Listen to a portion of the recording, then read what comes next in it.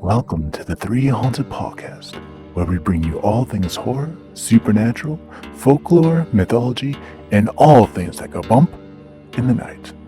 Hey guys, this is your co-host Ashley Lunar Goddess, Gorilla Girl filmmaker and horror-loving cinephile. I'm just your average pun-making swearwolf that loves to explore the spookier things in life.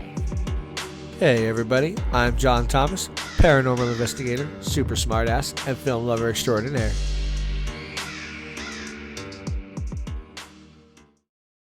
What's up, ghouls, gals, and metapals? In today's episode, we'll be talking all things Lilith.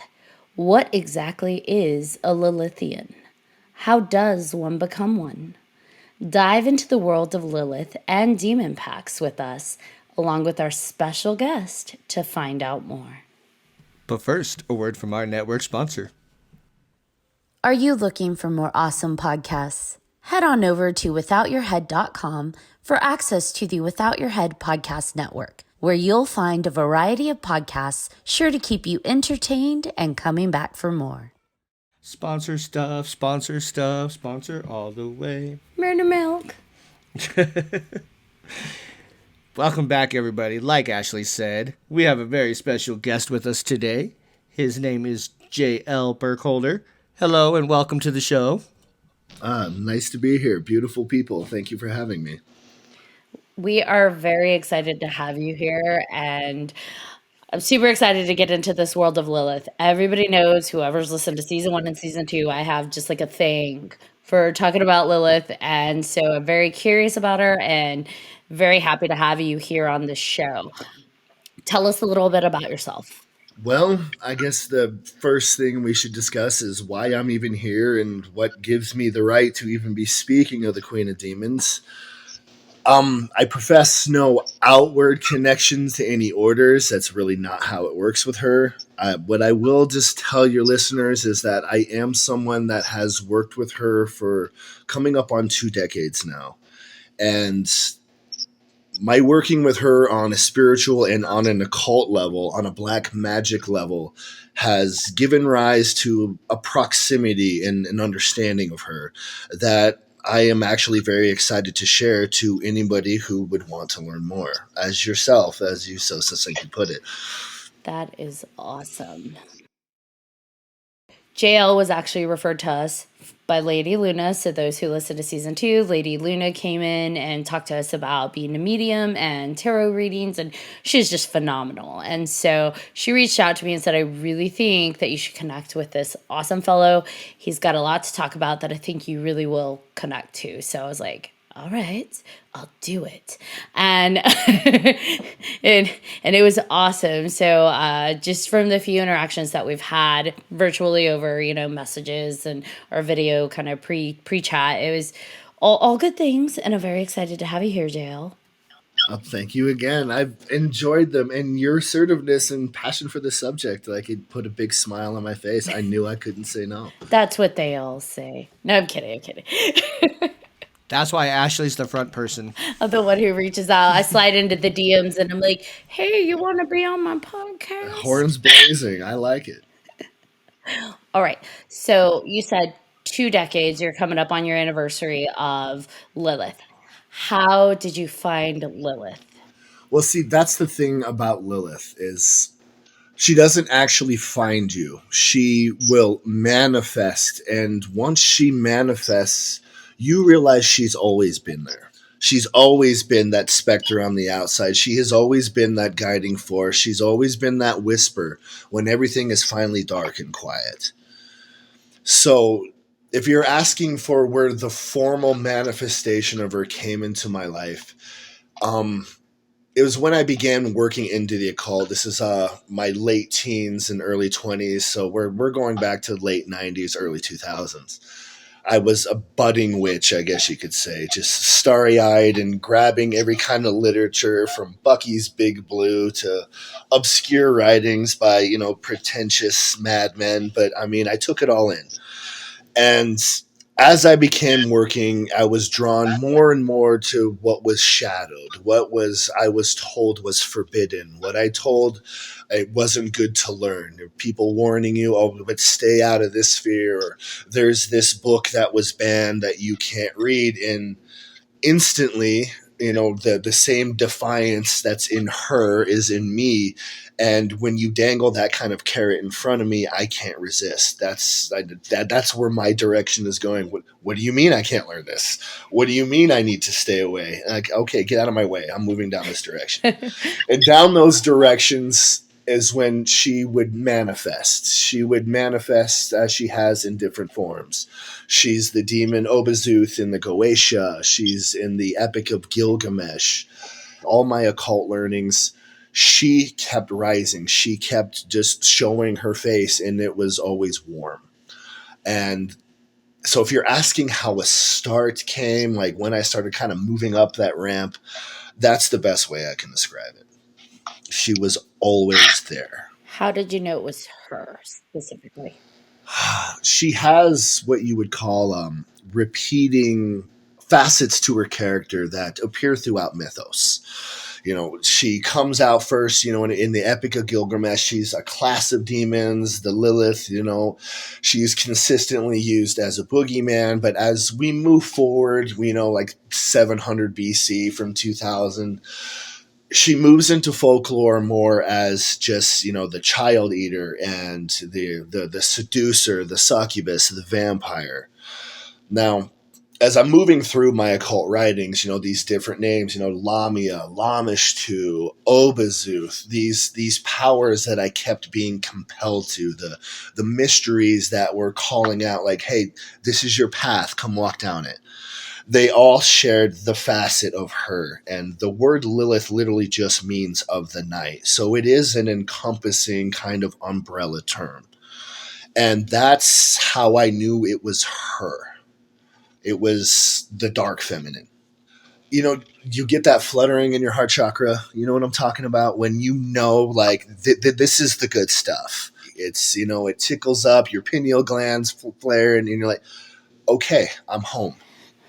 Now, you had told me when we talked before that one doesn't choose Lilith, like, I'm going to follow you. She has to accept you, right? So it's not, I think it wasn't fickle, but she is particular about who she embraces. So she's either a warm embrace or it's painful. So, how do you know that? It's a paradigm of approaching her. I call the claws and teeth. All right, when people are just seeking her and what they get is literally claws and teeth, as far as energy and intent, that is her rejecting you. You are not hers. You are not hers. And like I said, she's not fickle, and I don't want to call her tyrannical and cruel, but she is for her own because her fire is very rare. All right, it's not defiance for defiance sake. It comes from a state of, I will not submit, not because I think I'm an emperor, but because I know I'm not less. I will not accept your paradigm because I am too intelligent for it. Not because it's arbitrary, not because, you just want to be a rebel, but it's real fire of knowing that you have a divine birthright and that you were meant for godhood.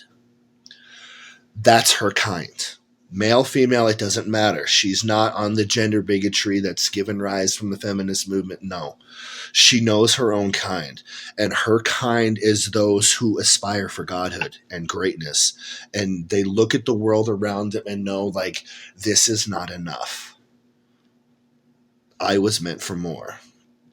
You're nodding your head. I know this is familiar. Like, you get that fire that I'm feeling. It's resonating with you, and it resonates with a lot. And it's why she is giving rise, on a spiritual and a cultural, sociological underpinning level. People are waking up to the fact that we do have a divine heritage and that divine birthright. And we weren't meant to be sheep, obedient and compliant and just, bowing to the will of something greater than us. We don't want a god. We want a teacher. We want to learn. We want to strive. That's her kind. The kind that are just looking for another master to obey, they get her claws and teeth. She doesn't want you. You're not her kind. So it's like, it's not fickle. It's not arbitrary. She wants the right stock to elevate. So, you started your path along the occult when you were in your, later teens and young adulthood. You came across Lilith and you intuitively knew that it was her. Lot of religions and faiths and spiritualities and paths out there. There's lots of books. Like you said, you were reading a lot of books from different occult writers, but there's not much out there on Lilith, at least not easily accessible. So how did you find your information of who she is, what her path and journey has been, her origins, and how to follow her path to become your own divinity? Well, that's a good question, and it's a bit of a loaded one. There is a formal strain of formal worship to her that goes back millennia. Gerald Gardner, the founder of Wicca, he himself has even confirmed this. If you're looking for a source more credible than some guy named JL Burkholder on a podcast, I think we can get behind that Gerald Gardner had good fruit and was a very gifted and powerful individual. So there are texts, there are stories, but where Lilith is cunning. I did a lot of research recently because I knew I was going to have to talk about her timeline. So I really wanted it like set out, you know what I mean? So we're not pulling rabbits out of hats. And what I've noticed about her, when I've first encountered where her name first appears, and this is the Epic of Gilgamesh, the Epic of Gilgamesh, arguably one of the oldest stories in human history. It goes back to ancient Sumeria, 2000 BC, probably longer. But she's mentioned as a demon there, just a class of demon. And, we move forward through time, every about 300-400 years, she gets a change. Her mythos increases from the Middle Eastern folklore where they're the first ones who really made like a boogeyman out of her. And I bring up these points, as I mentioned before, you got to follow the characteristics and attributes of Lilith when you're looking at her through the timeline, because she will have a different name, but she will still have all these same aspects, created, great, but did wrong by the gods, cursed to eat her own children, a seducer of man, the succubus, the vampire, the one declaring war on her creator. Lamia, Lamishtu, Obazuth. The list goes on. Secret names, Neptosoeleth, and in Zoroastrianism, she is Az, A-Z, which I think is pronounced Azod. So when I'm going through this timeline, what it appears is like she's like this thread of chaos, and she will insert herself through the fabric at all these given times in front of the perfect audience, the perfect scholar that will put her out more into the mainstream. So that's what you have to follow when you're looking for a chronology of Lilith, is these little pockets. You'll have it in the Kabbalah. I could quote you stuff from that. The alphabet of Ben Sirah is the one that attributes her as Adam's first wife. So we go on through this timeline, and that is how you have to follow her through history. As far as, if you're just an inquisitive online person and you want to get your Google search on, you're not going to find this lengthy timeline. You have to do the pockets, and you have to understand that she has a different name for every culture that she appears in. She's Kali in the Hindu faith. She's Hecate in Greco-Roman. The Lamia was used as the boogeyman and had all her aspects, cursed by Poseidon just because she was beautiful and went insane and seduced men and turned into a serpent. That's where you find her. So it's a fun journey, but it's not something you're going to bang out laying in your bed at night, getting ready for bed. It's difficult and it took work, but it's worth the journey if you're inquisitive enough.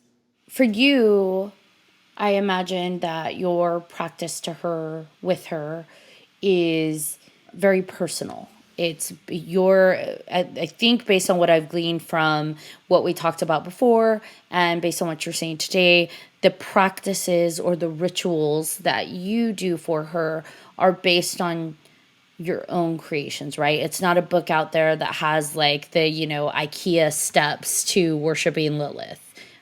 If I get that correctly.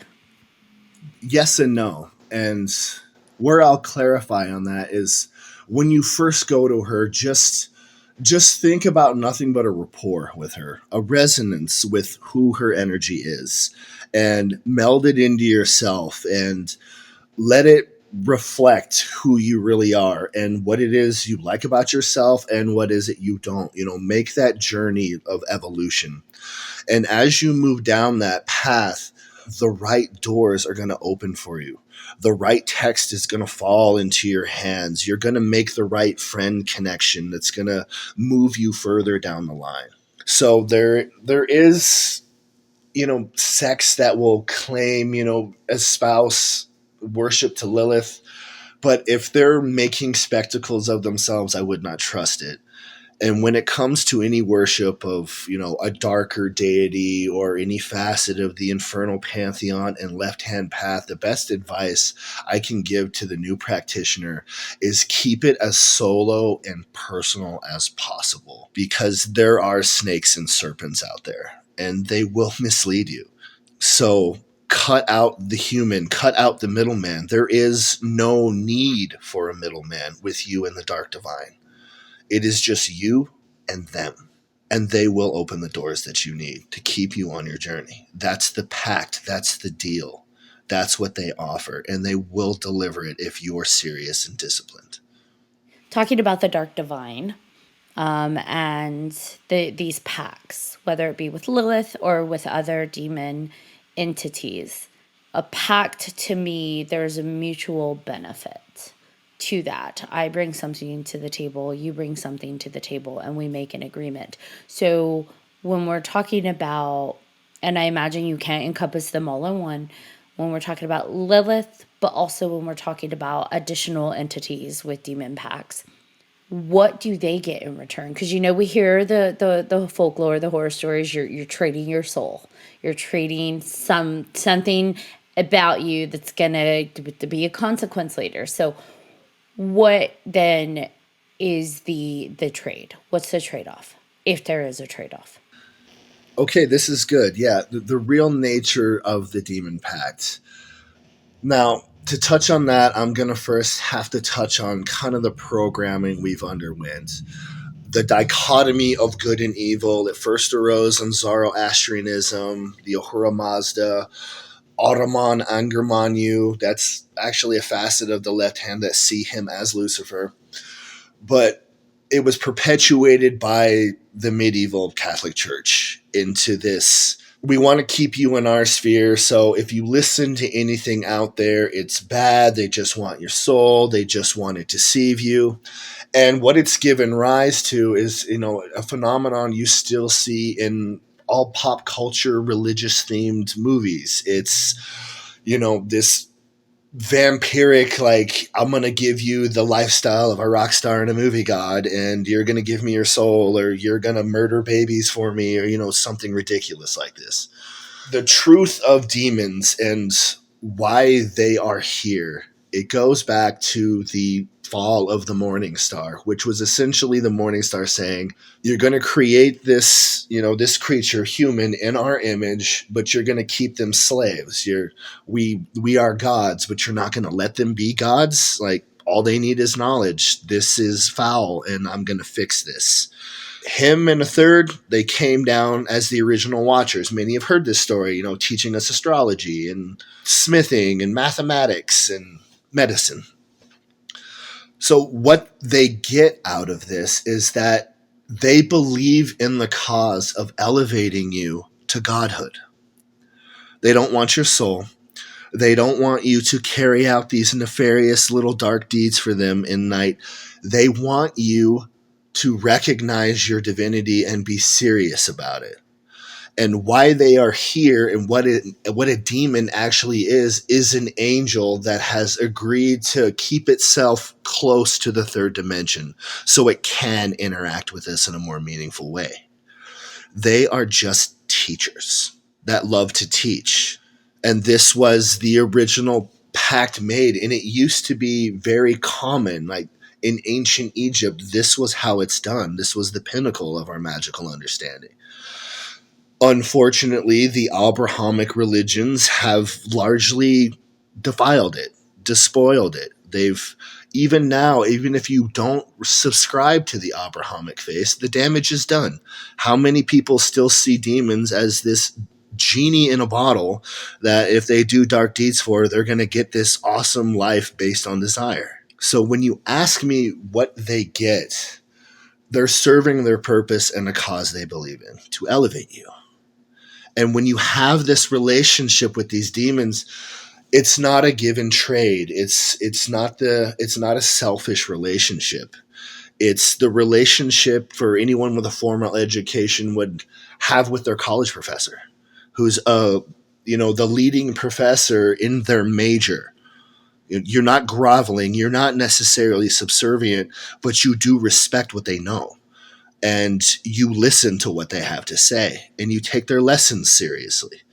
So that is your benefit, and what they get is they're doing what they were meant to do, what they agreed to do, and it is what they want to do. So it's a very positive relationship when working with a demon. So even with Lilith, even with, a lesser demon under, Azazel's care, always start out with just establishing a rapport with them. Just understand them. Get to know them like you would, a new friendship. And it will progress as it's meant to. And you will see that the original, just all these notions that we have about these creatures are wrong. They're not our enemies. They're our friends. They're our allies. It's just, unfortunately, the word demon kind of takes a lot of negative connotations with it, doesn't it? But where we come from, it is just the difference in their resonant frequency. Angels would be 4th, 5th, and 6th, and demons would be the lower ones. That's it. They're all the same family. There is no war. There is no conflict. Nobody is out to get the other. Okay, but it sounds like they disagreed because they're considered fallen, right? They disagreed that we should not be elevated. But then you said that what they get out of it is they're fulfilling their agreement. So my question is if that they disagreed and they dissented, who was their agreement with? Because it sounds like their agreement went against their original purpose and their original creation. So when did that purpose change, and who was that agreement to? Well, that one falls completely on the shoulders of the Morning Star himself. The Morning Star himself is the one who argued in our cause, and his great charisma swayed the original mandate. But the mandate was given that this is not my will. You have to do this on your own. And that is the agreement. Morning Star said, I'm taking 1/3 of the angels, and we will see this through. We will prove that at least some of them can be just like us. So you were mentioning different dimensions.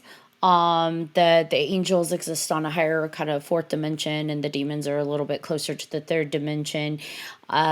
Is that solely for the purpose that they can then access us and communicate with us easier? How do those frequencies work? Like, can a demon just manifest in our 3rd dimension world and be like you or I, like I'm looking at you right now? Or how do they, if they're originally 4th dimension creatures, how do they manifest to us? Great question. And the best way to answer that is, let's start with angels. All right.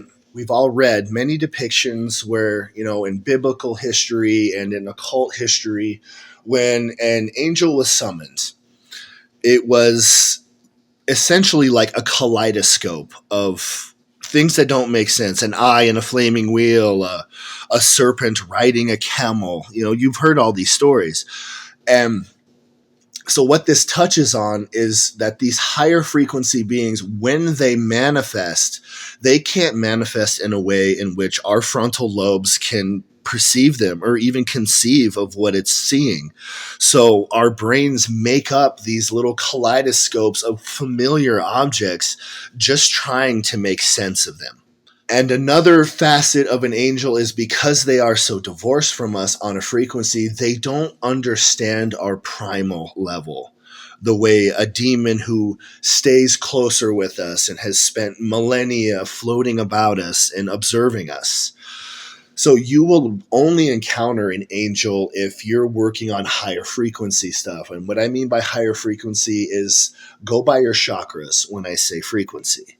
So when you're operating out of your base, your desire, your fire, your endeavors for the physical world, that's going to be your lower chakras, and that's going to be the work of demons. You're working on your divine self, your psychic self, your spiritual aura, and emboldening it. That is when you will have to work with angels, and the Enochian system is wonderful for that and streamlines it nicely. They stay in the third dimension so they can keep an understanding of us, of our primal selves, and what an obstacle that is for each and every one of us. Nothing both empowers us and slows us down more than our primal selves, our selfishness, our greed, our lusts getting in the way. Demons will understand that about us and be able to give us the proper advice and point us down the right direction to overcome it. While an angel, they're too high. They don't get us. We don't vibrate the same.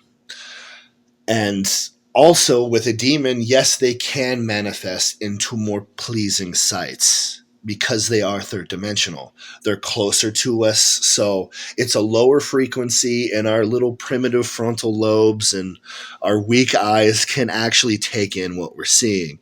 And they'll take three forms. It's the most effective. It's the attractive youth, the innocent child, or the wizened elder. Things that people are most likely to trust instantaneously. But this trust, again, it's not there to deceive you. It's not there to beguile you. It is to keep you calm, to keep you mellow. You're not talking to an unheard of being. A person, a voice has come into your life and has given you the key, the advice, the whisper that you needed, and moves on. If you have a more personal relationship with the demon, how they'll communicate with you is you'll get an image in your mind, and then you'll get a corresponding emotion with it. Like there isn't words, it isn't like the movies at all. And that will be your guide. That will be your intuition. That will be your teacher. Like you've gone as far as you can on your own. You've hit a block. Maybe you're too close to the problem to see it, but whatever, you can't move forward. That's when they come in and help you. So it's not jarring. It's actually gentle. It's not disorienting like it is dealing with angels. They're a bit much, and as you can imagine, having something physically manifest in front of you that your brain can't even make sense of, that can really upset, like it cause a disconnect with normal life. So be careful with that. That's the best I can do on the why, Ashley. I hope that's good enough. Absolutely. You mentioned the chakras and how like the lower chakras are more the third dimension, primal, demon associated chakras. And then we move up through our chakras and we get to the more transcended, external, non-primal, I guess, angel-centric chakras.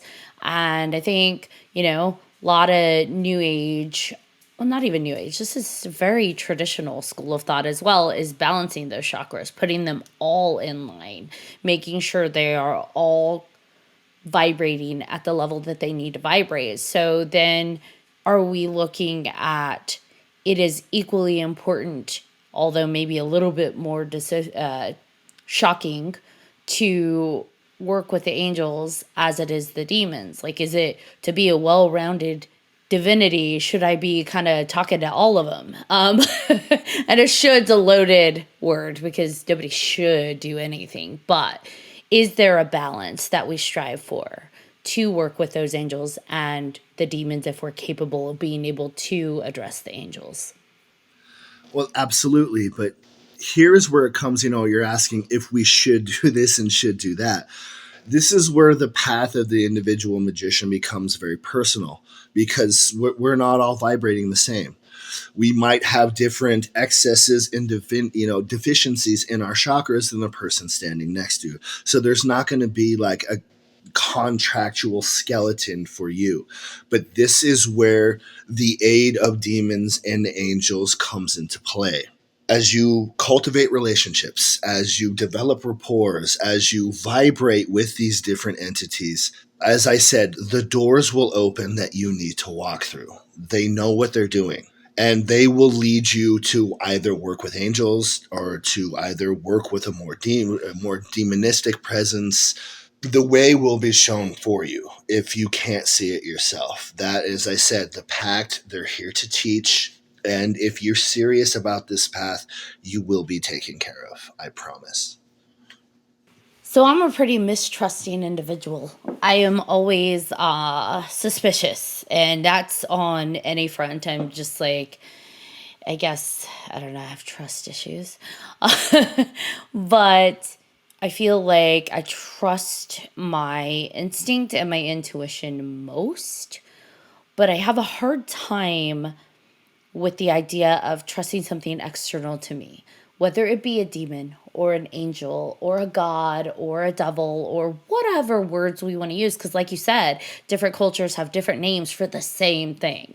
So trusting that, like, here's the information I'm giving you and I'm not steering you wrong, especially when we're talking about those primal urges and there's primal feelings. Like, we look at the occult books where we have the layers of demons, the layers of hell and the layers of demons, and they represent specific attributes, whether it be lust, rage, anger, vengeance. And you have like all of these things that aren't necessarily attributed with positive qualities, especially when we start to talk about things like wrath and envy, things that can potentially be destructive and get in your way, which I guess too much of anything isn't good, because we could say that about light, quote unquote, attributes as well. Too much of anything isn't necessarily positive. But for me, I'm kind of going off on a tangent now and losing my thought. We're going to circle back.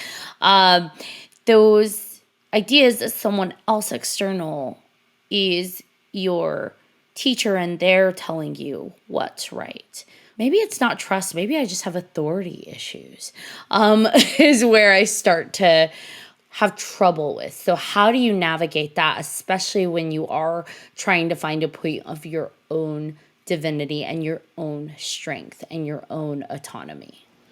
Well, this is the part where I tell you this is your lucky day, Ashley.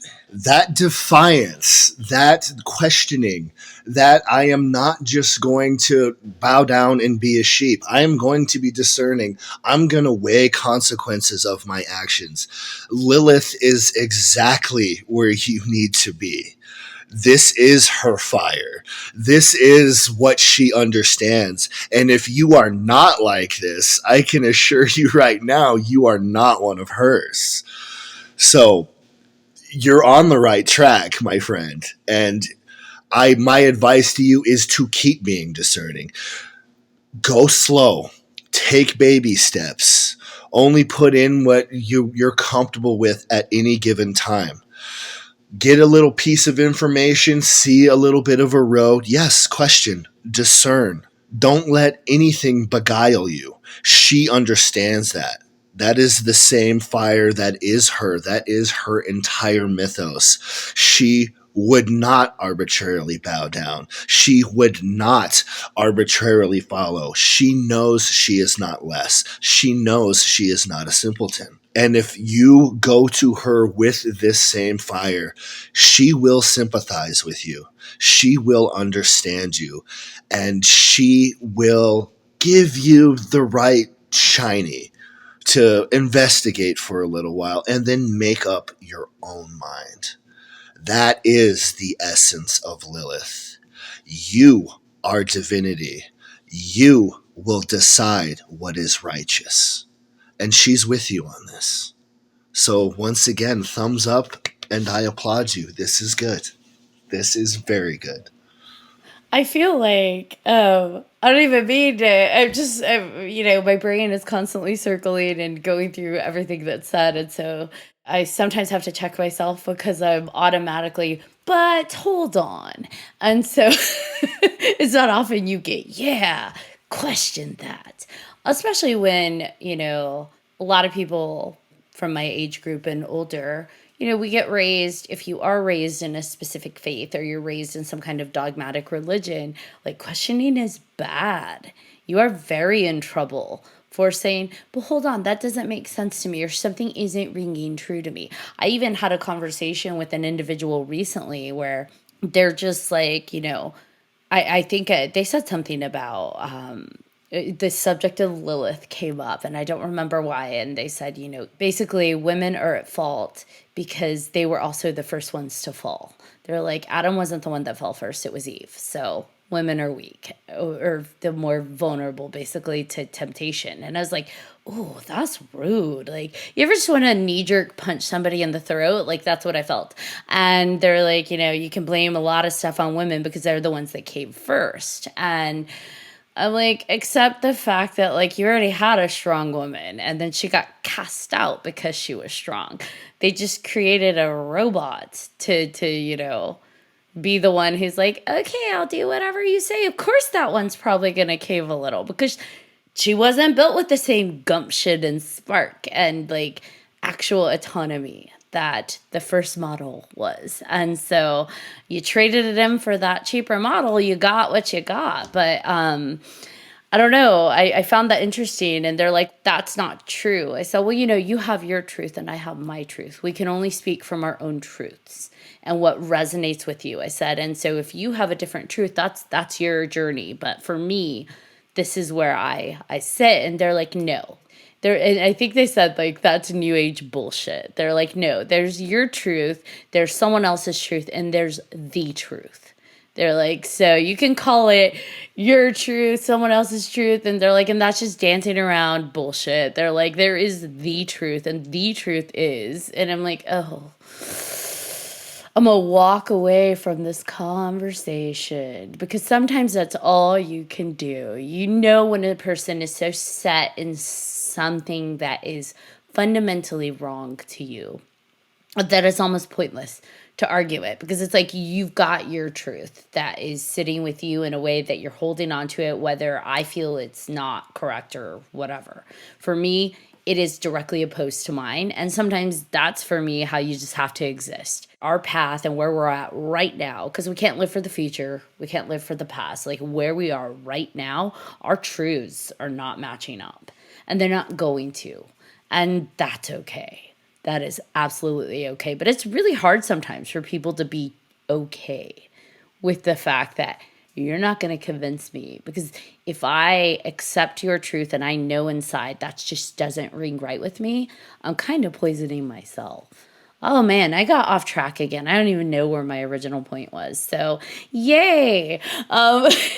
Now, we read on Etsy, which was hilarious actually, that Lilith is a very particular demon, and that if you make pacts with other demons, you have to make the pact with her first, and you have to pay tribute to her first, and then other lesser demons are to follow. So my question to you is, do you know that to be true for you, or is that like a load of bullshit?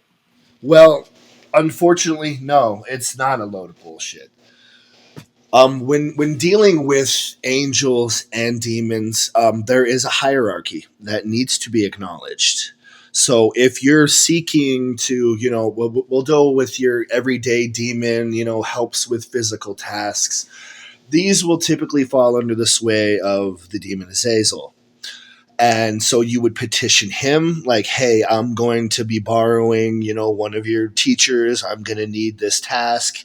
And it's weighed and measured, sort of like a gatekeeper kind of thing. Like, are you on the path to seeking your own divinity? Or is this, a genie in a bottle situation about things that, your inane primal desires that I promise you we don't care about? So with this thing on Etsy, Lilith is the queen of demonkind. They all fall under her sway. So as far as contacting individual demons under her sway, I haven't done much work in outside of that sphere. She's always been there. So that's always been the route that I've always taken, if that makes sense, like from my personal practice.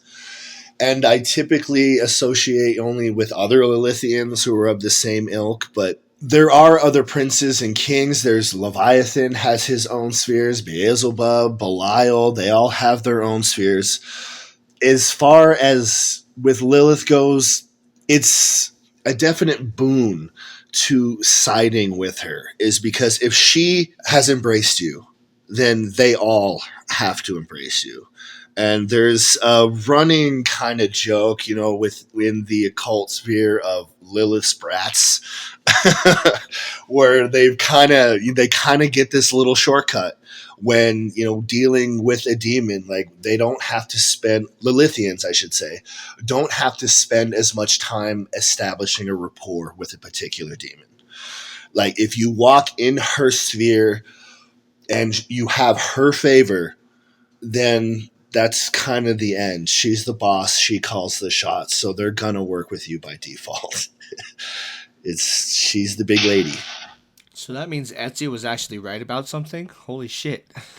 That's rare, but hey, just kidding, Etsy people, don't put a curse on me.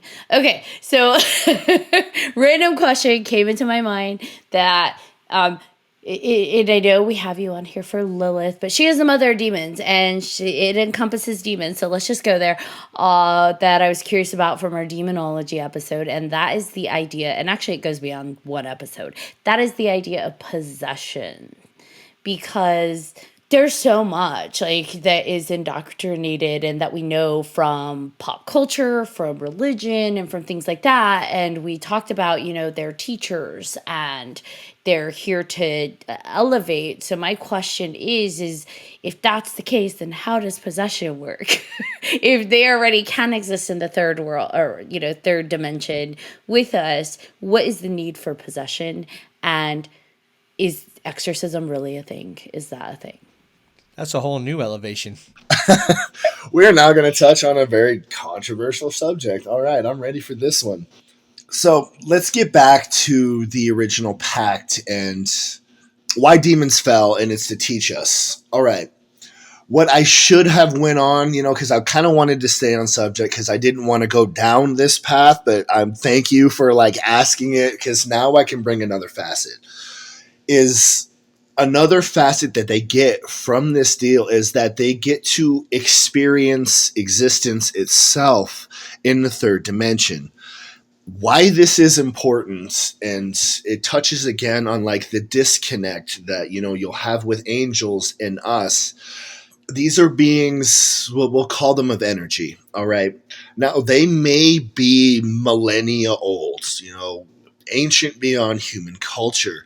But here is something that you find out as you go further down the course of demonology, is that an entity actually needs to experience physical life in order to grow in their emotional body.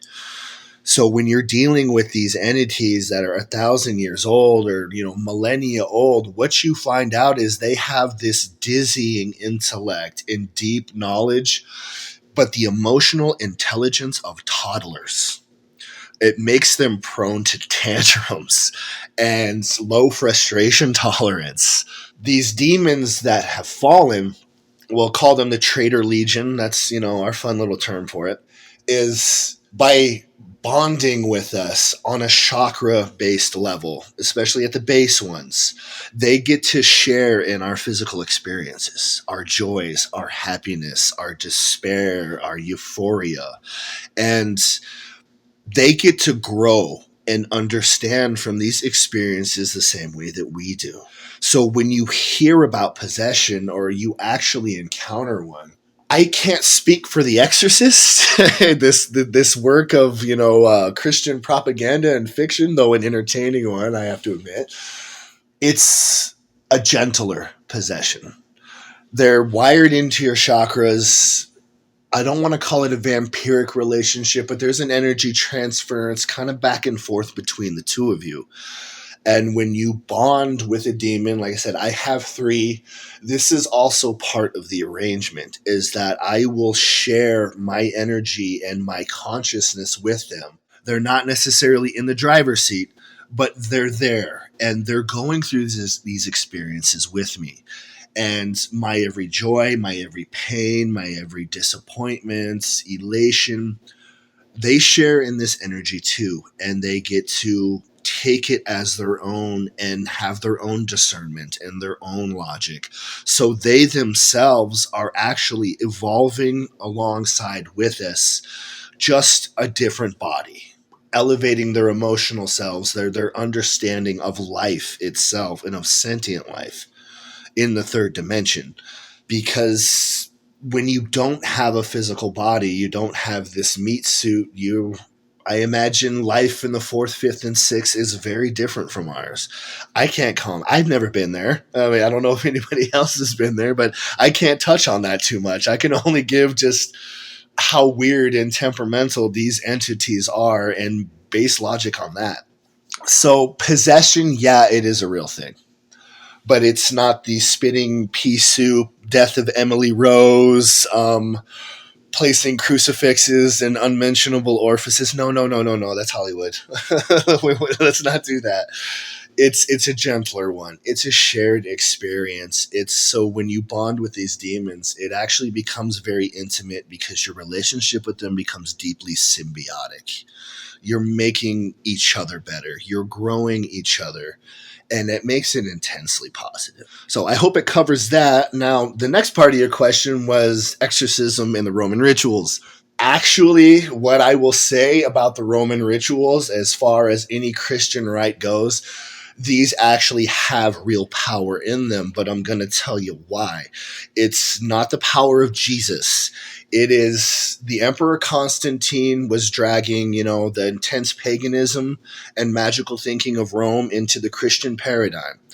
So all of these early rituals were actually structured on formal, legit magical rituals. The energy working, the clearing of a space, the focus and direction of the will. Yes, they actually are real. They think it's the power of Jesus when it's actually the power and will of the individual magician or priest in this case who's performing it. I think that's kind of where the idea of you have to have power, you have to have faith for it to believe, because the faith is actually the faith in oneself. And that, building up of the energy to manifest that very strong focus of extricating that presence of this demon entity. So that makes sense. It's interesting though, because, we've had guests who talk about the demon possession and how they've experienced people who are not willing to have, the possessed entity completely take over. And I wonder, because you said it's a gentler, more symbiotic experience, when we meet those individuals who are there, it does appear to have they're struggling on who gets to drive the meat suit and who gets to control that. Is that because the demon's having a toddler tantrum, or where does that line, that boundary struggle come from then, if it is a symbiotic relationship? I can only really speak, intellectually and meaningfully about what I have actually experienced and what I've experienced in the spheres in which I run. I've heard stories of these, embattled and, these tortured souls. I have never encountered it.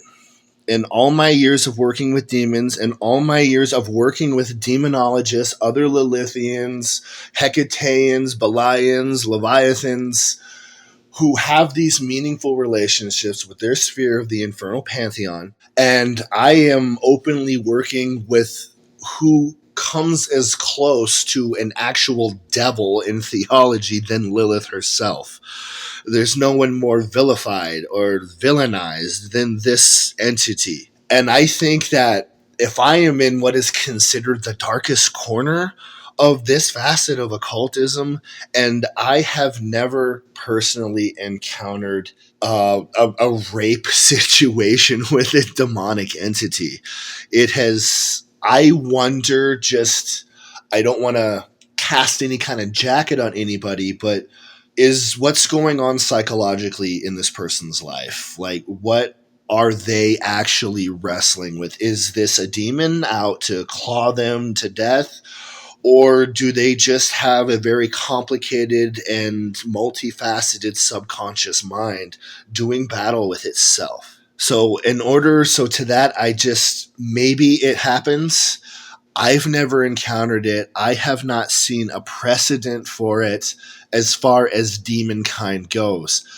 What I have encountered is that there are a malevolent and vampiric kind of amalgams out there in the psychic level.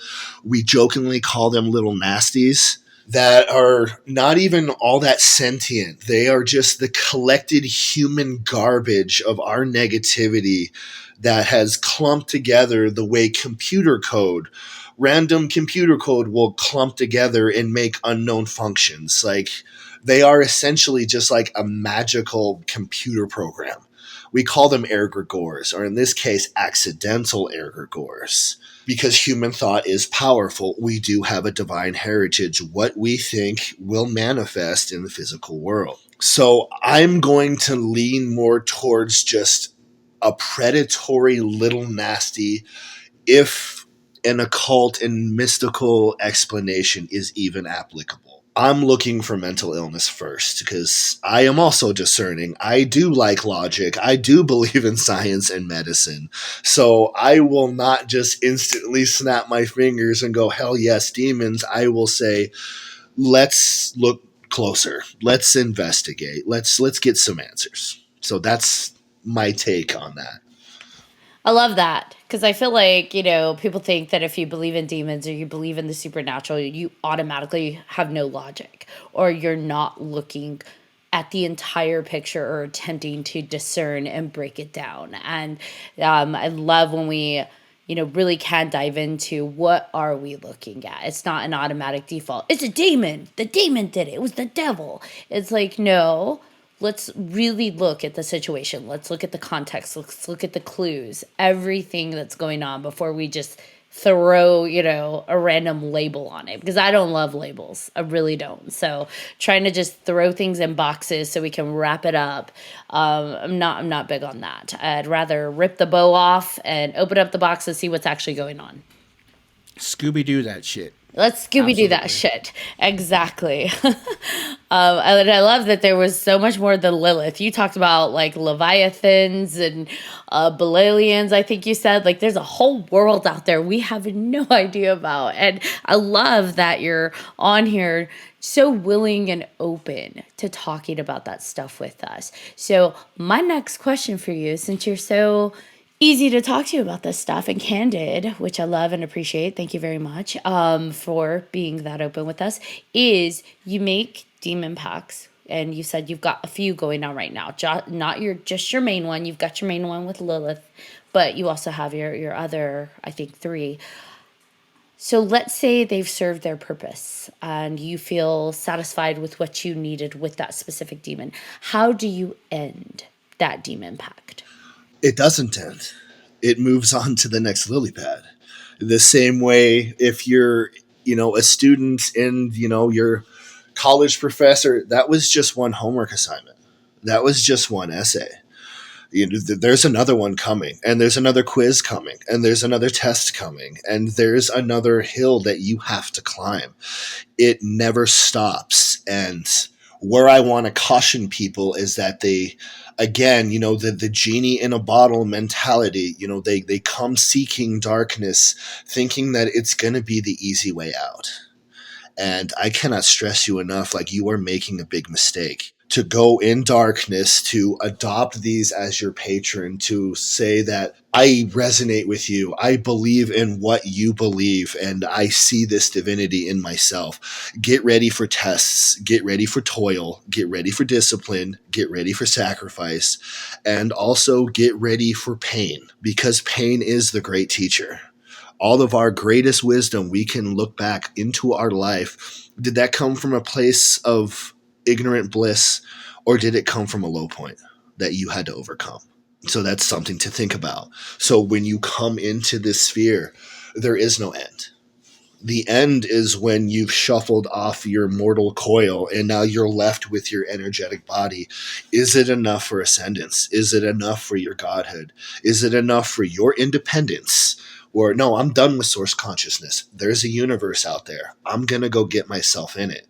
That's on you and not on anyone else. So when you come here, when you make these pacts with demons, if you're just looking for the lifestyle of a rock star or a movie god, you're in for some very serious disappointment.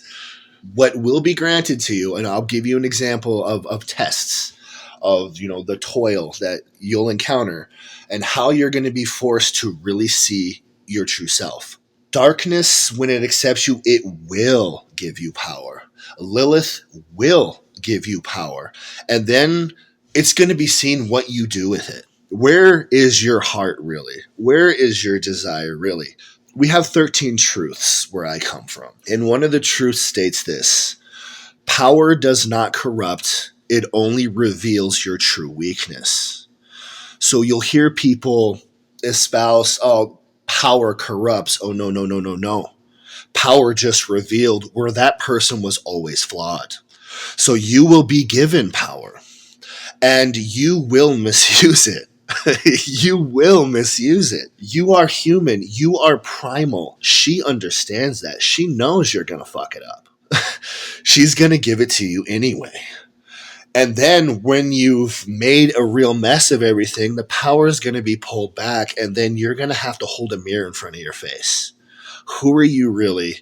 Where did you go wrong? You want more power? You wish to ascend? Fix this. Evolve. Become higher. Become your best self. And then it moves on to the next rung. Like going up a staircase. It's just the next step. But I'm giving this to illuminate how interesting your experiences in life are going to be if you embrace this goddess. And as you said before, you were arguing with this individual, like, oh, they were right. Oh, the new age, stand in my truth. That's just what liars and narcissists tell themselves. Yeah, I've heard all this too. And it's funny because that is a fact of what light is. It is form and structure and walls and locked doors. And some people need that. Sometimes some people are sheep. I don't want to, make any enemies by calling them sheep, but that's what sheep do. They obey. They obey without question, and they'll adhere to this. When you come to Lilith, your logic, your doubt, your discernment, your refusal to take things at first value, this is embraced and embraced fully. And I promise you, that fire in you, Ashley, is why you feel such a resonance with her. Because I promise you, she is reaching out to you. You are hers. And stay the way you are. Keep fighting.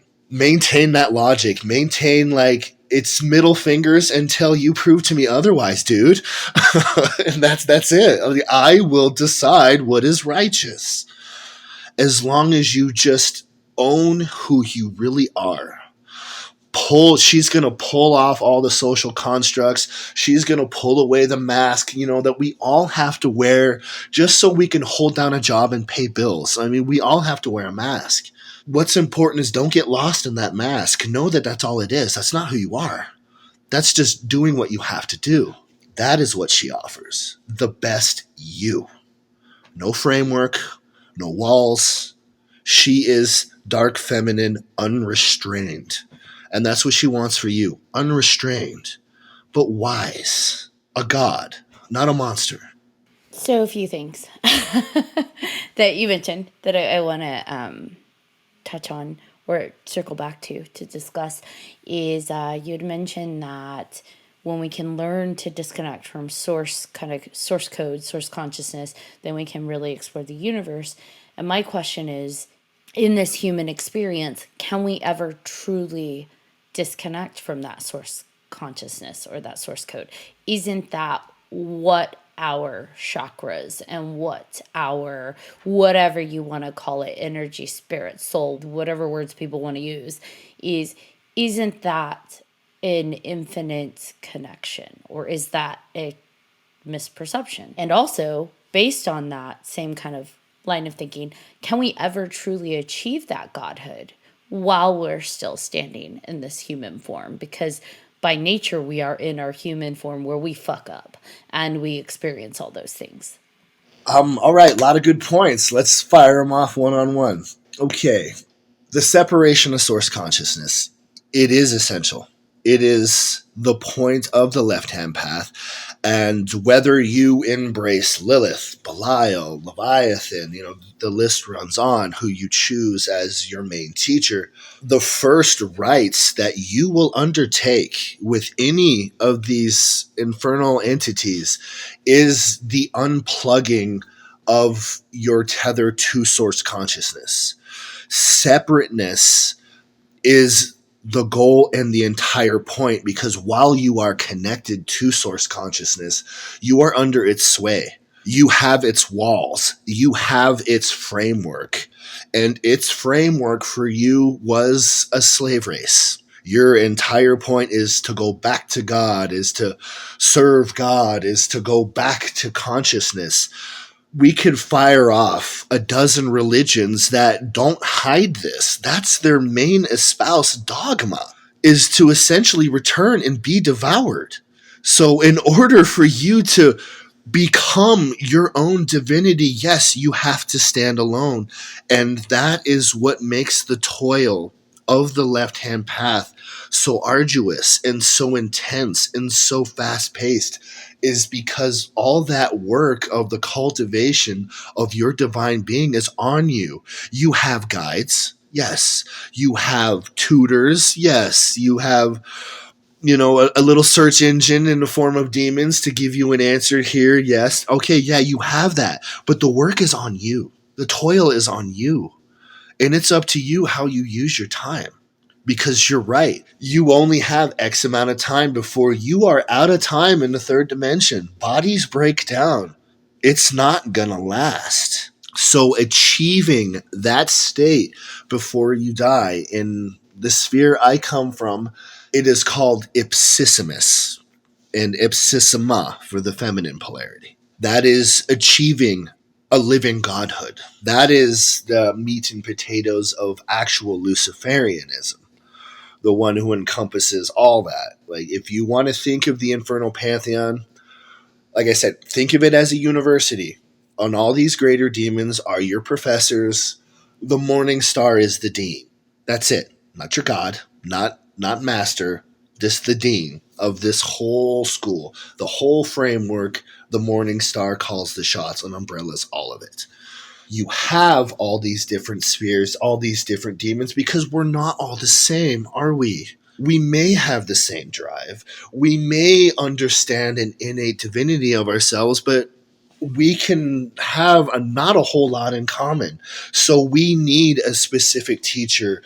We need our own tutors. We need our own classrooms in order to ascend to the same goal. And that is where all these different demons and all these lesser demons, they all come in. A vast university where if you are of this ilk that knows that I am meant for more than what these five senses can offer me, and I can't be swayed from this. I can't be shamed from this. I can't be told I'm wrong. I can't be called a heretic. I can't be called an evil person. I don't care.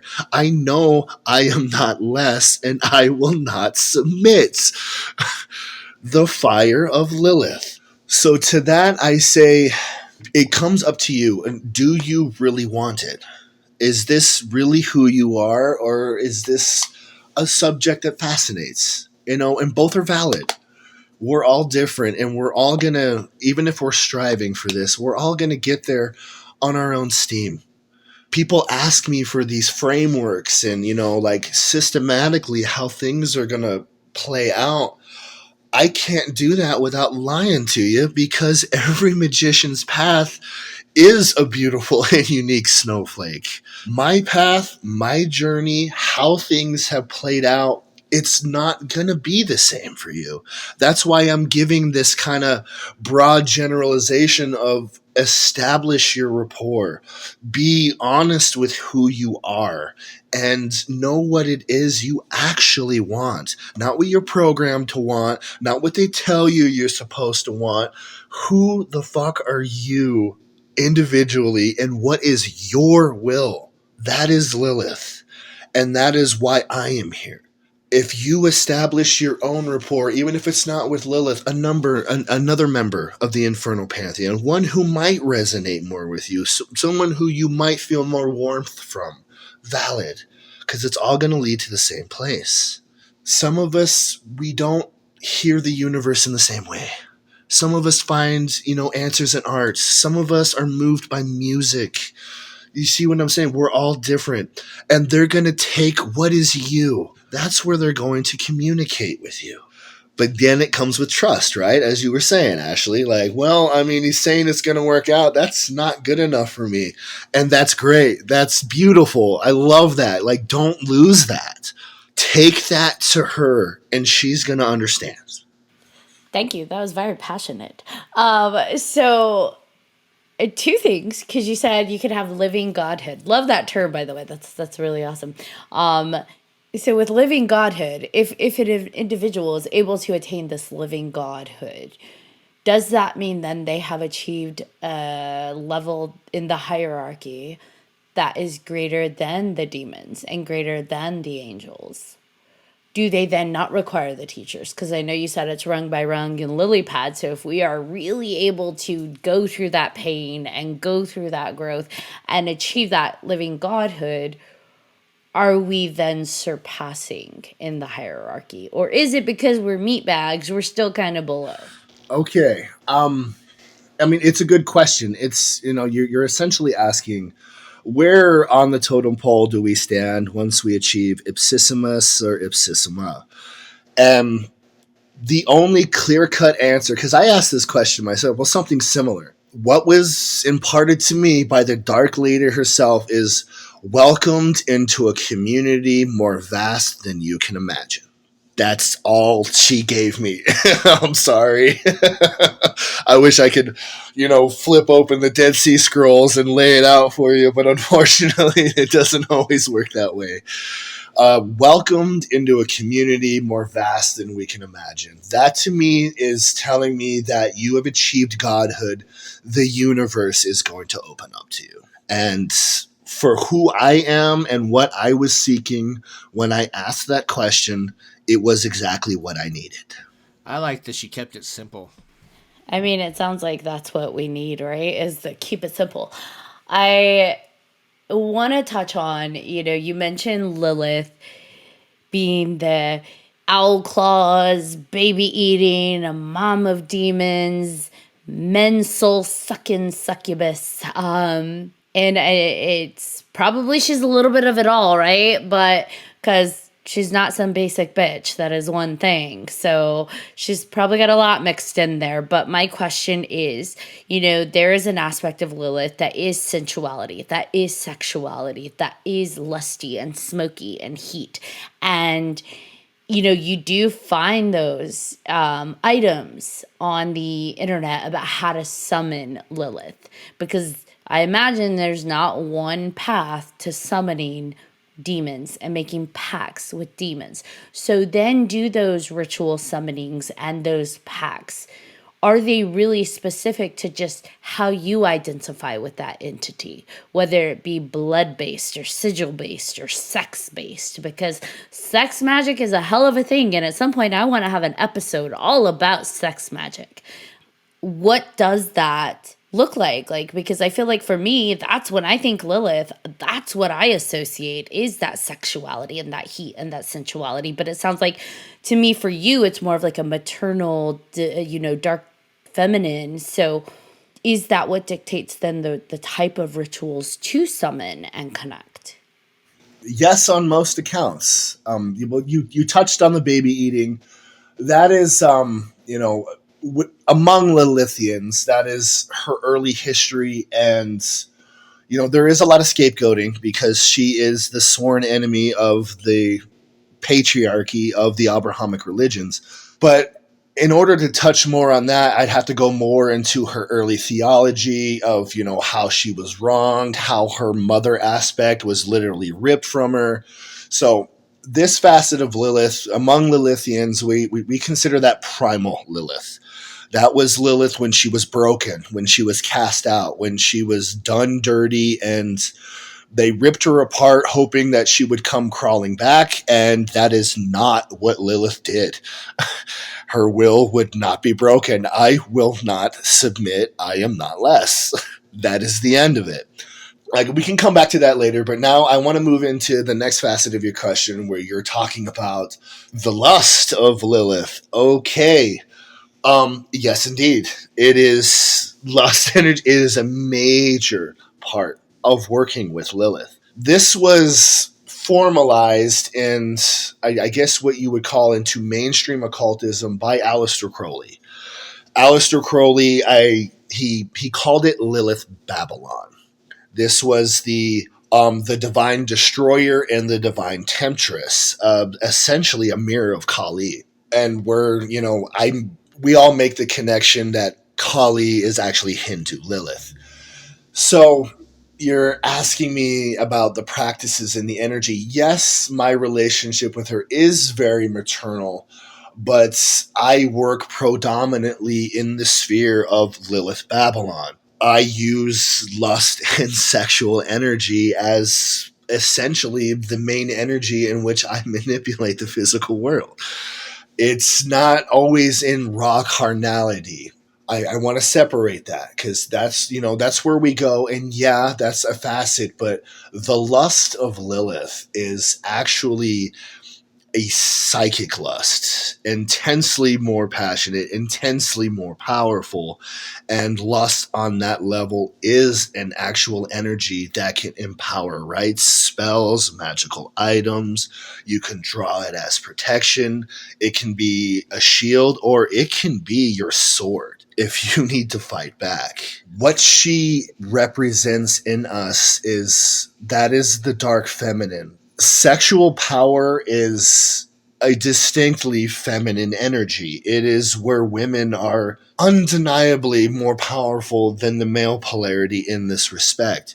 And she brings it out as that it's something women need to, or any Lilithian, I shouldn't, chop it up on gender. She associates it as something that it is a part of you. Yes, it's powerful, and to not be ashamed of it. Don't be afraid to embrace your sexual energy or your sexual power. It is a legitimate power for you to use. It is a part of you. And the Abrahamic religions have done a masterful job of tricking us into being ashamed of it, where they have essentially hoodwinked, especially womankind, into embracing the virgin as the supreme feminine archetype. And any woman knows exactly what I'm talking about. This is the programming women undertake. The compliant virgin. We'll put you on a pedestal. Yes, we'll take care of you, but we're going to bind your hands, your feet, and your mind, and you're going to obey. That's essentially the virgin polarity. This is where we get into why Lilith is called the Great Whore, is because she is the opposite of that. That you should not restrain your essence, that you should not be compliant, that you are powerful in your sexuality, and it needs to be embraced with both hands and without a smidge of modesty or apology. So when working with Lilith on this sphere, that will be as I'm lighting the candles and I'm summoning the energy, I'm aligning my chakras. That is what I'm summoning at first with her. I am bringing that lust energy into myself, and I'm drawing it from my lower chakras, and I'm collecting it in my heart, which is, since you guys can see me on video, you can see all these lovely tattoos. They're there to augment that. When moving towards her, when embracing her, those who are drawn to her, they have this lust inside them. They have this passion. They have this raw carnality. It's a vampiric one. It's not a destructive one. I mean, you're not thinking of doing like despicable, horrible shit, but you are passionate in your sexual lusts. You are passionate about your desires. She will absolutely teach you to focus and direct that. Along with asserting your will, I mean, it's you unrestrained. And that is a facet of you. Your lust is a facet. It's a driving point for humanity. It's not always just sexual lust, is it? We may lust for a better life. We may lust for more wisdom. We may lust for more understanding. We may lust for more completeness. So it kind of illustrates just how multifaceted the energy of lust really is, and how it can be directed. And when you can pull the lust from your primal chakras and raise them up all the way to your crown, that is the lust of Lady Lilith. That is lust on a divine scale. And that, Ashley, is awesome. You're gonna love it. We have people that listen to this for their own various reasons. And that's fantastic because, yay, we have listeners.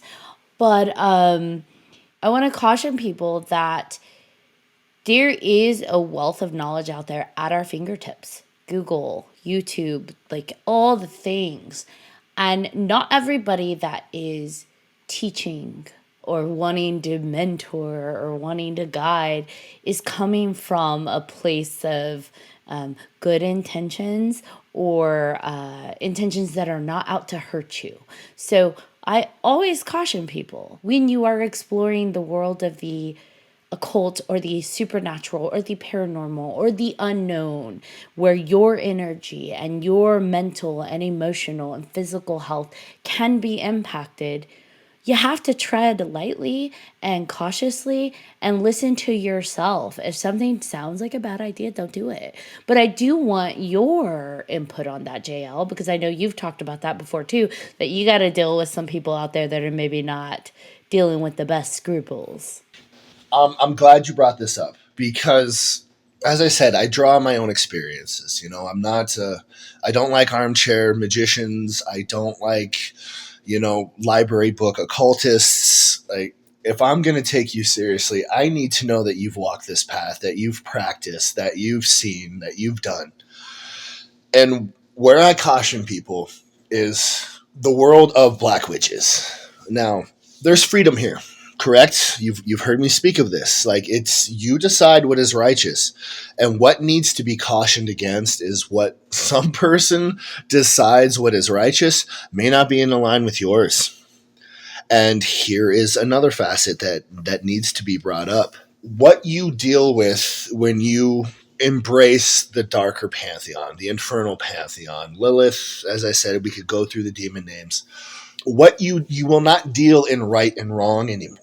You will deal in what is real, and what is real is consequences for your actions. That is the moral standpoint that dictates what you do and don't do, and it's individual and it's personal. There's a lot of selfishness that can arise and from people that you will encounter in this sphere.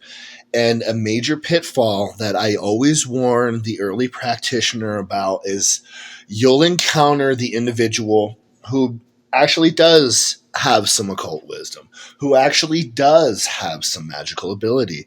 Now, they're going to derail from the path of godhood. And as I said, they're going to abuse it. Remember when I said you're given power, and you will fuck it up. You will. You're human. Like, don't even lie to yourself about this. You get power, you're going to abuse it at first. I mean, I'm sorry. We all want to be a baby Jesus, but it's just not how it is. We are animals. Our primal self can give rise, and you give the primal self too much power, you're going to do damage. So you will encounter these people that will try to set up this little fiefdom of theirs, elevate themselves. Look at me, I am the Dark Lord, and I am this gatekeeper, and only through me and my wisdom are you going to ascend. And to the starry-eyed practitioner looking for answers, looking for a guide, you can be misled by this jagoff. And this is where I stress to people, if you're going to walk the darker path, please cut humans out of it as much as you can. Keep it you. Keep it between you and your relationship with them. Don't let others, even me, I mean, you can take my words and you can use them as a guidepost, but you also have the freedom to say, you know what, JL Burkholder, I think you're full of crap, and I'm going to reject everything you say, and that's fair and valid.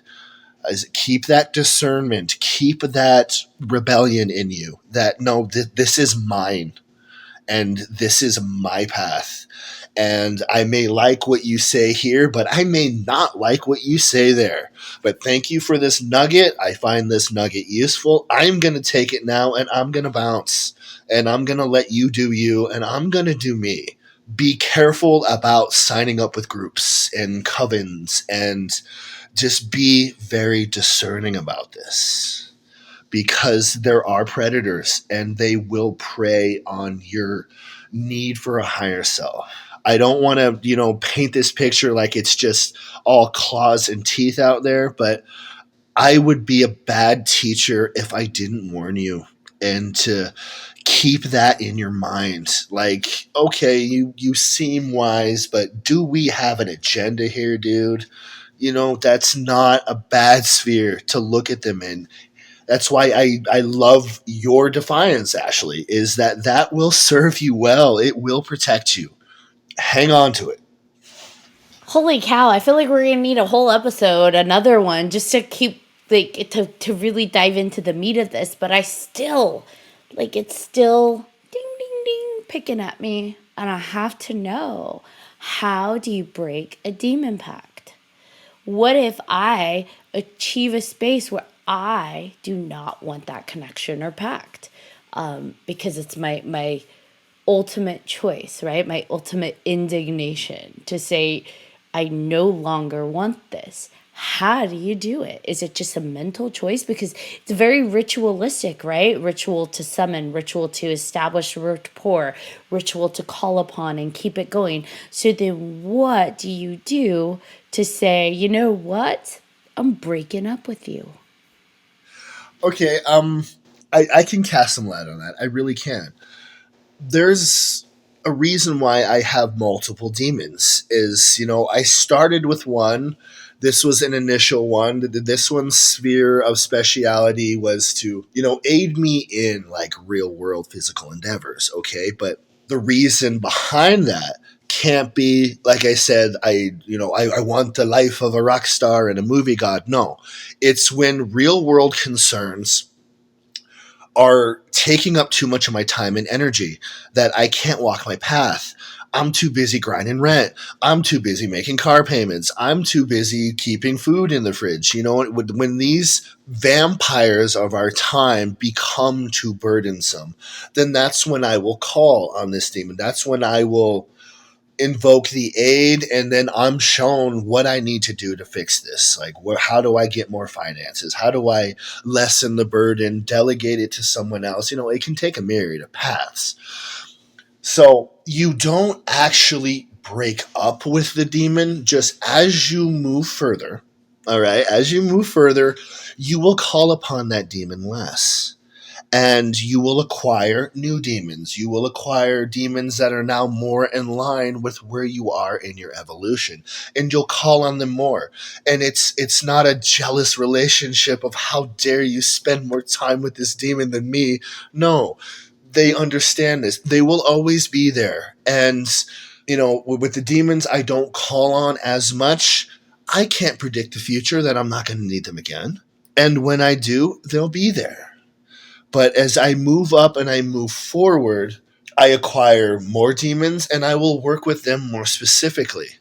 So you're asking, though, bare bones, like, what is the ritual right for actually divorcing from them? And the question I have to ask is, how do you know that you're not going to need their aid and wisdom in the future?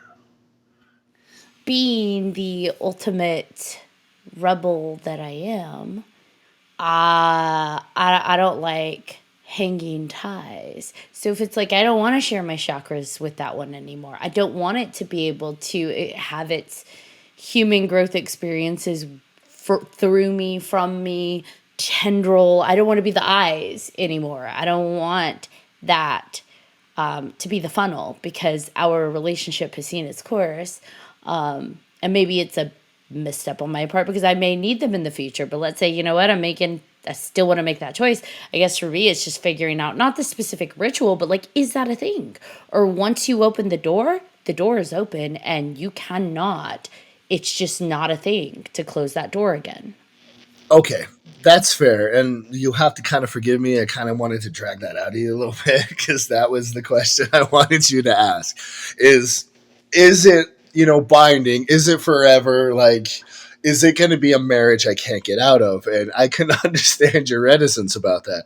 No, I don't want a ball and chain on me for the rest of my waking life. All right.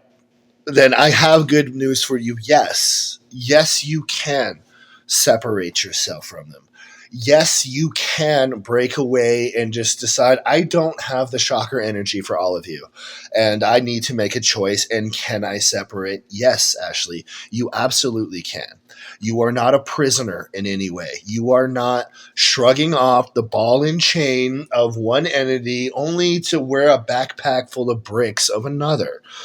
So if you do reach that point where you just know, I don't need this relationship anymore. Yes, it can be broken. And it can be broken. It's not, there's no malice.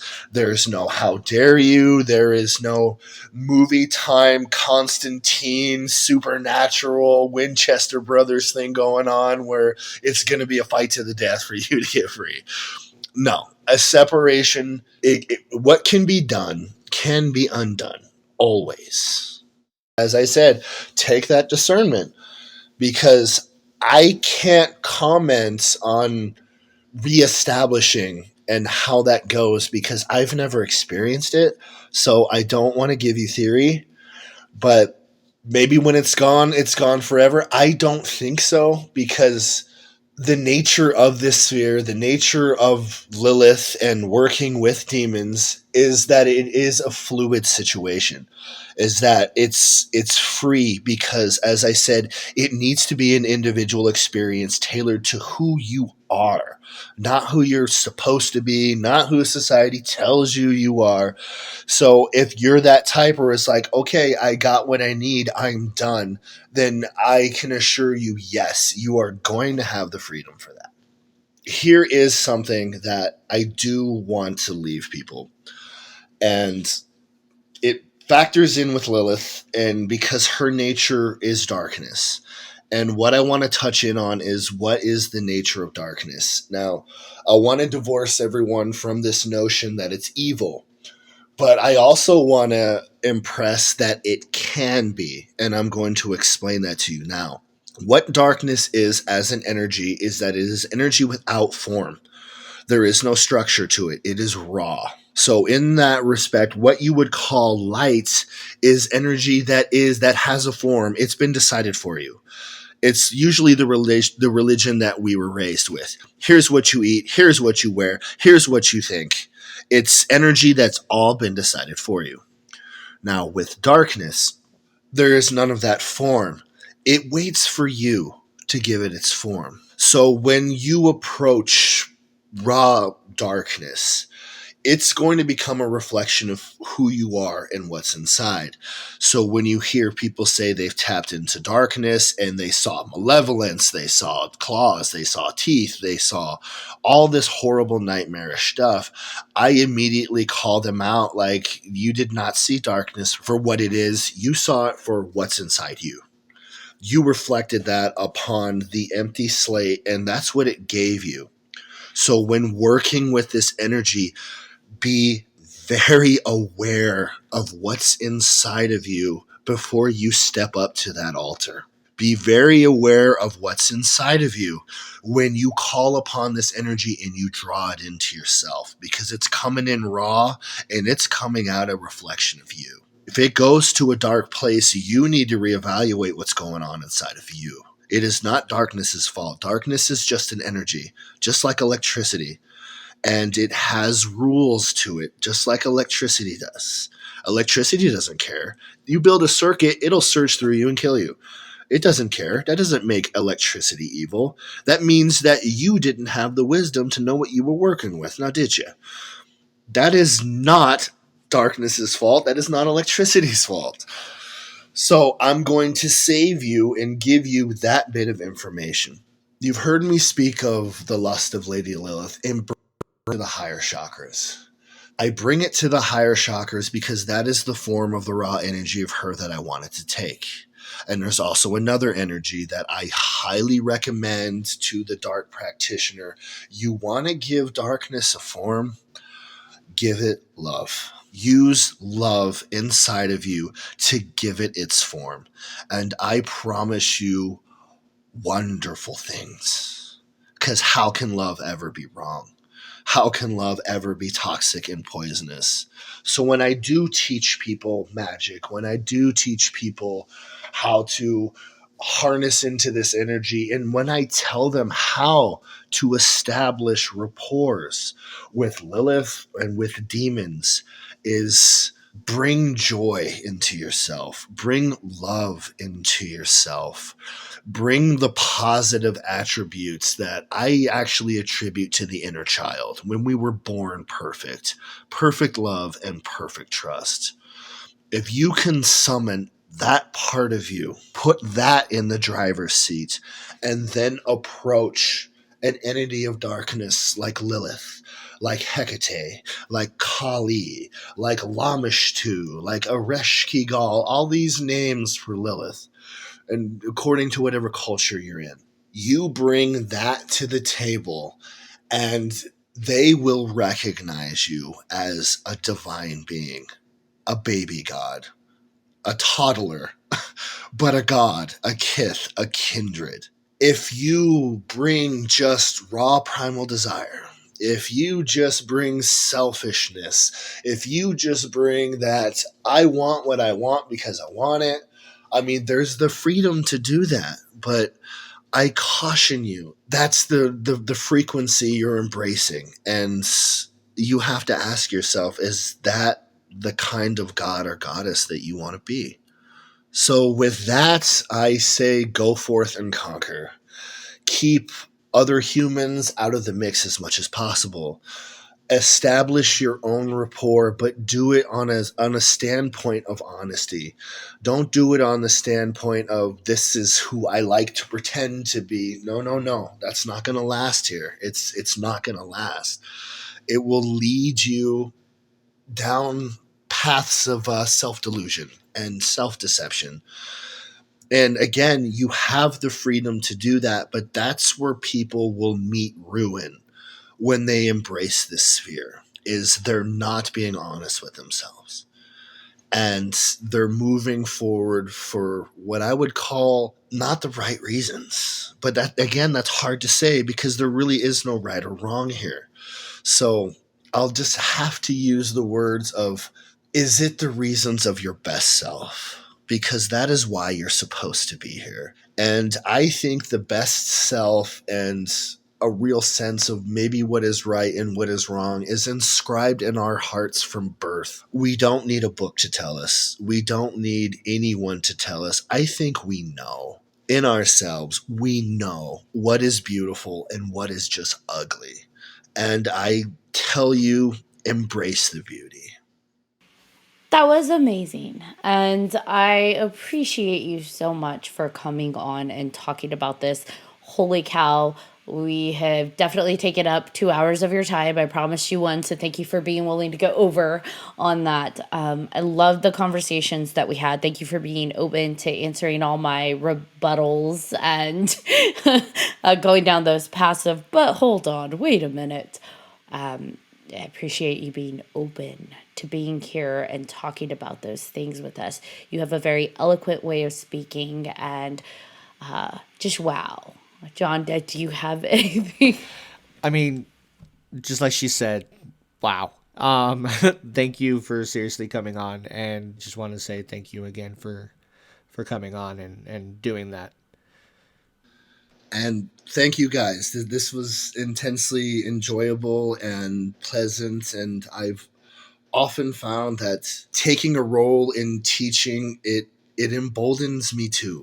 It's difficult to kind of pin down what I mean by that, but it makes me grow as well. So I thank you for the opportunity to come on here and maybe just shed some light and cast away, some of all this dispersions and pop cultureness and our instincts about ourselves and our divinity and our divine birthright and our inherent beauty is not wrong.